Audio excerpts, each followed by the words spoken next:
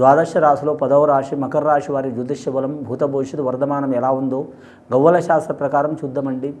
ఈ గవ్వల శాస్త్రాన్ని లకుట ప్రశ్న శాస్త్రం అంటారు, చింతామణి శాస్త్రం అంటారు. 9 గవ్వలు 3 సార్లు వేసి వాటిని లెక్కబెట్టి మరి భూత భవిష్యత్తు వర్ధమానం శుభయోగం అశుభయోగంలో యోగ బలం ఎలా ఉందో మకర రాశి వారి జ్యోతిష్యం చూద్దామండి.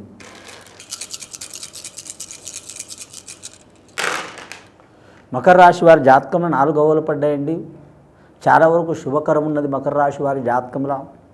అని మకర రాశికి రాశ్యాధిపతి శనీశ్వరుడు వస్తాడు. రాశి వారికి అనుకూలమైన సంఖ్య ఉన్నదండి. ఇది వీరి జాతకంలో ఏ పని చేసినా కలిసి వచ్చే అవకాశాలు ఉంటాయి. ఆకర్షణ శక్తి చాలా ఉంటుంది. కానీ ముఖ్యంగా మాత్రం ధన విషయంలో కలిసి వచ్చే అవకాశాలు ఉంటాయి. అలాగే వృత్తి వ్యాపార వ్యవహారాల విషయంలో కలిసి వచ్చే అవకాశం ఉంటుంది. రాజకీయ రంగంలో కూడా కలిసి వచ్చే అవకాశం ఉంటుంది. అలాగే చాలా కాలం నుంచి పెండింగ్లో పడ్డ పనులు మొదలయ్యే అవకాశం ఉంటుంది. ముఖ్యంగా ఈ రాశి వారి జాతకంలో చూడాలంటే మాత్రం ఏ పని చేసినా మాత్రం మొదట్లో మాత్రం అవంతరాలు వస్తే తర్వాత కలిసి వచ్చే అవకాశాలు ఉంటాయండి. ఈ రాశి వారికి ధనిష్ఠా నక్షత్రంలో పుట్టిన వారికి ఇబ్బందులు వచ్చే అవకాశాలు ఉంటాయండి. అలాగే ఉత్తరాషాఢ నక్షత్రంలో పుట్టిన వారికి ఇబ్బందులు వచ్చే అవకాశాలు ఉంటాయండి. శ్రావణ నక్షత్రం శ్రీ వెంకటేశ్వర స్వామి నక్షత్రంలో పుట్టిన వారికైతే శుభయోగం ఉంటుందండి. వ్యాపార స్థానంలో కావచ్చు, ఉద్యోగ స్థానంలో కావచ్చు, అలాగే వీరికి ఏ రకమైన యోగమైన కావచ్చు కలిసి వచ్చే అవకాశం ఉంటుంది. అగ్నికి సంబంధించిన పనులు కూడా కలిసి వచ్చే అవకాశం ఉంటుంది. అలాగే నీటికి సంబంధించిన పనులు కూడా కలిసి వచ్చే అవకాశం ఉంటుంది. వాయువుకు సంబంధించిన పనులు కూడా కలిసి వచ్చే అవకాశం ఉంటుంది.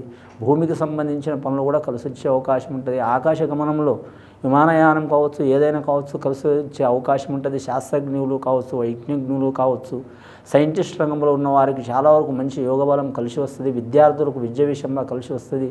అలాగే మాత్రం మీరు జాతకంలో చూడాలంటే అడ్వకేట్ రంగం వారు కావచ్చు, ఇంజనీర్ రంగం వారు కావచ్చు, బీడీ రంగం వారు కావచ్చు, విద్యారంగం వారు కావచ్చు, అలాగే వీరి జాతకంలో ఐఏఎస్ ఐపీఎస్ రంగం వారికి కావచ్చు మంచి విద్య ఫలంలో కలిసి వస్తుంది. గవర్నమెంట్ ఉద్యోగస్తుల్లో మాత్రం ఐఏఎస్ ఐపీఎస్ రంగం వారికి మంచి యోగ బలం ఉంటుందండి. రెవెన్యూ రంగం వారికి ఇబ్బందులు వచ్చే అవకాశం ఉంటుందండి. ముఖ్యంగా వీరి జాతకానికి మాత్రం ఎల్నాటి శని ప్రభావం చాలా మంచి చేసే అవకాశం ఉందండి. లాస్ట్ ఘడియలో ఉంది కాబట్టి వీరు మాత్రం శనేశ్వర ఆలయం సందర్శనం చేయటం, నువ్వుల దానం చేయటం, అలాగే అన్నదానం చేయటం, అలాగే గోమాతను పూజ చేయటం, అలాగే గోమాతని సందర్శించి గోమాతని వారం ఏదైనా ఆహారం పెట్టడం, ఒకటేసారి గోశాలకు పోయి అన్ని ఆవులకు ఆహారం పెట్టడం కూడా చాలా వరకు మంచిది.